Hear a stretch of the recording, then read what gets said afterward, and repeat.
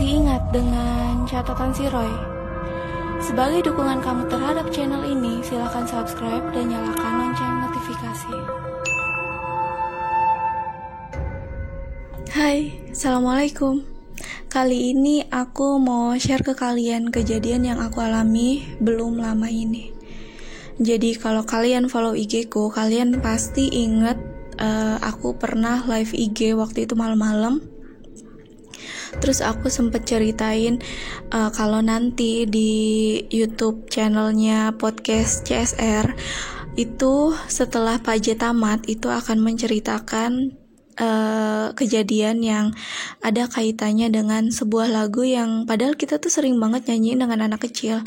Bukan berarti lagu ini serem, tapi karena ya mungkin dia atau si sosok ini tuh mempunyai memori masa lalu dengan lagu ini.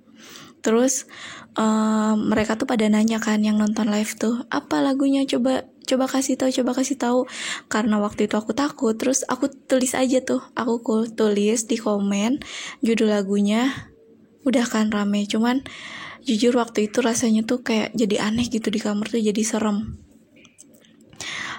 Udah kan selesai live IG, aku notice gitu kalau si sosok ini tuh marah. Dia marah karena aku menceritakan atau ngasih tahu lagunya apa. Abis itu aku tidur pas tengah malam aku pengen pip. Terus aku bangun terus aku ke kamar mandi. Pas lagi ke kamar mandi gitu, lagi buang air kecil, aku dengar ada suara kayak tek tek tek tek. Kayak suara apa ya? Kayak kalau kalian mukul-mukul tembok gitu. Suaranya tuh kayak gitu, tapi mukul-mukulnya tuh ya nggak kenceng ya, kayak mukul-mukul gitu, tek tek tek gitu. Aku kan aneh ya, aku tengok ke kanan, aku tengok ke kiri, aku berasa nggak ada apa-apa. Kenapa nih? Udah gitu, buang air kecilnya tuh lama banget. Aku tuh kebiasaan kalau buang air kecil tuh lama banget. Terus nggak lama suara tek tek tek gitunya tuh ada lagi. Pas aku nengok ke atas, aku ngeliat ada sosok yang sosoknya tuh nggak terlalu tinggi. Dia tuh nggak tahu ya, kayak anak kelas 6 SD atau kayak anak SMP gitu, nggak terlalu tinggi. Dia tuh nempel di langit-langit kamar mandi dengan keadaan badannya tuh ngelupas kayak luka bakar. Jadi gosong-gosong tapi ada kayak ada darah-darah, ada nanahnya gitu sampai ke muka-muka. Rambutnya itu kayak keribut tapi segitiga gitu loh, kayak rambutnya tuh keribonya tuh gitu, kayak keribonya tuh kayak gitu aja gitu, tapi rambutnya tuh nggak terlalu panjang, rambutnya tuh cuma segini, jadi keribonya tuh gitu. Terus ya karena aku takut, badan dia tuh kurus. Terus karena aku takut, aku langsung lari dong dari kamar mandi. Aku langsung lari ke kasur lagi. Pas keluar dari kamar mandi, aku lari ke kasur. Itu suara tek tek tek tek di langit-langitnya tuh kayak makin kencang, kayak dia tuh ikutan lari kayak ngejar aku gitu, tapi lewat atas, lewat atap-atap langit-langit rumah gitu. Terus ya udah, karena aku takut, aku langsung tengkurup, aku baca doa. Udah, setelah itu aku bisa tidur pulas lagi. Dan besok paginya aku kan nyapu gitu, bersih lah ya, biar rapi, biar bersih gitu. Abis nyapu aku mau ngepel. Jadi aku ke dapur, aku lagi nyuci lapel gitu, mau ngepel.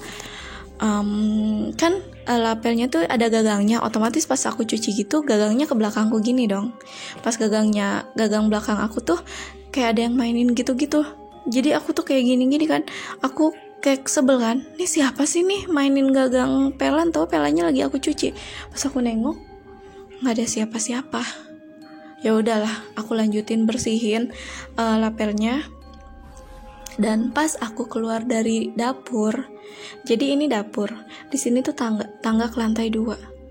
Aku ngelihat dengan jelas perempuan yang malam-malam itu aku ngelihat di atap, di langit-langit kamar mandi, yang nempel di langit-langit kamar mandi itu. Dia lagi duduk di tangga menuju ke lantai 2. Dia duduknya tuh gini. Dia duduk biasa di tangga dengan keadaan dia nunduk. Dia nunduk, rambutnya segini, dengan kulitnya yang gosong, ngelupas kayak luka bakar kelopeh gitu, ada darah-darahnya kayak gitu. Dan dia tuh tetap stay. Ngerti gak sih, kayak aneh banget, kayak aduh aku merinding. Dia tuh tetap stay di situ walaupun aku ngeliat, karena kan biasanya kalau aku ngeliat penampakan tuh kalau aku jalan atau apa tuh dia ngilang gitu. Ini tuh enggak, ini tuh bener-bener tetap stay di tangga. Ya udah aku buru-buru, aku ngepel. Selesai ngepel, pas aku mau naruh lapel lagi ke dapur, dia masih ada dong. Dia masih ada stay duduk di tangga. Terus ya udah aku lari, abis naruh lapel aku lari, aku masuk ke kamar. Malam harinya aku mau ambil air di kulkas. Aku keluar kamar, aku jalan menuju ke dapur. Jadi kulkasnya itu ada di dekat tangga. Ini dapur, ini tangga ke lantai 2, di sini kulkas. Pas aku mau ngambil minum ke kulkas, kalian tahu nggak, dari belakang kulkas itu kayak terbang gitu, kuntilanak dong, bener-bener kuntilanak yang pakai bajunya compang-camping kayak gitu, rambutnya acak-acakan. Cuman dia ngebelakangin aku, posisinya dia nggak menghadap ke arah aku ya, dia ngebelakangin aku gitu, set. Terus aku langsung lari ke kamar. Dan ya udah, aku nggak pikirin lagi lah si kuntilanak itu kan. Terus akhirnya malam-malam aku mau tidur nih, lagi tiduran gini, kok aku ngerasa ada yang ngeliatin aku ya. Kenapa ya? Pas aku buka mata nggak ada apa-apa. Terus ya udah aku merem lagi. Pas aku buka mata, di depan kasurku, tepat di depan kasurku itu ada sosok yang tinggi banget, tangannya itu selutut.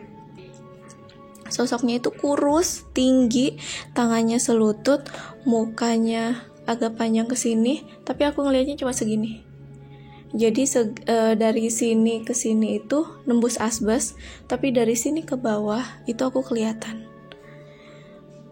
Dan mulutnya tuh kayak nganga kayak gini, kayak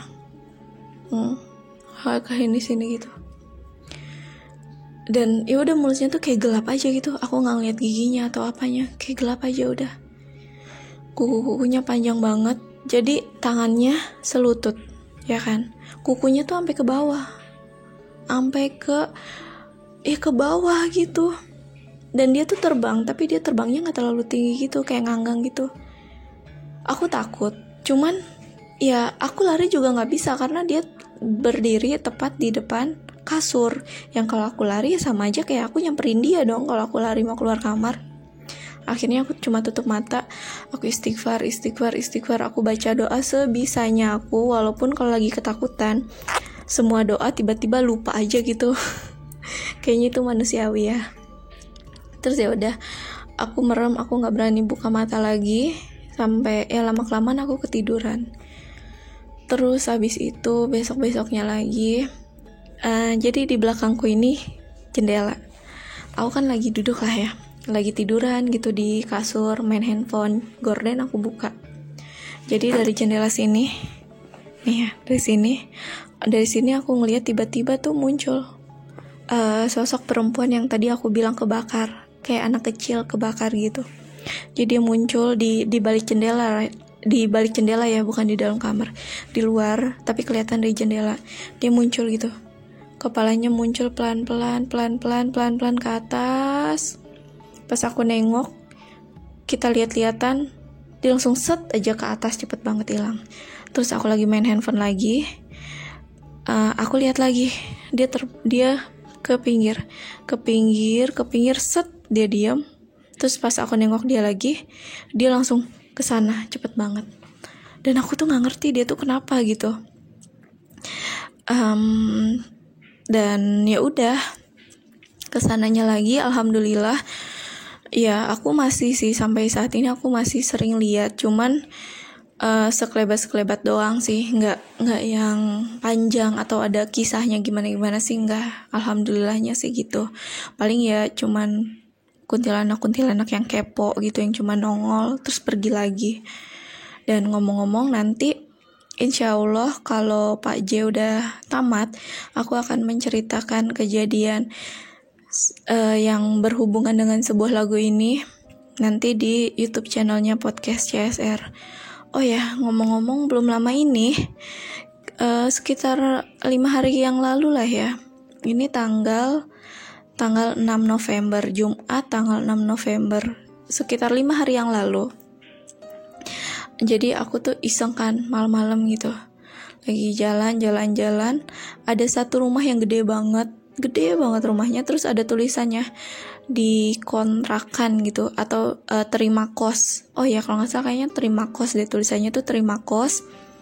Terus ada tulisannya fasilitasnya. Oh, fasilitasnya lengkap nih. Kosannya murah. Di bawahnya lagi ada tulisan diskon 50%. Terus di dalam parkirannya itu tuh kedengeran suara anjing-anjing gonggong. Aku sih pas lagi baca-baca fasilitas dan diskon 50% tertarik karena kan murah. Terus juga aku juga ngerasa atau ngedengernya tuh di dalam situ tuh rame. Tahu nggak? Pas aku ngintip di sela-sela pagar itu, ya rame, tapi bukan rame sama orang, rame sama kuntilanak.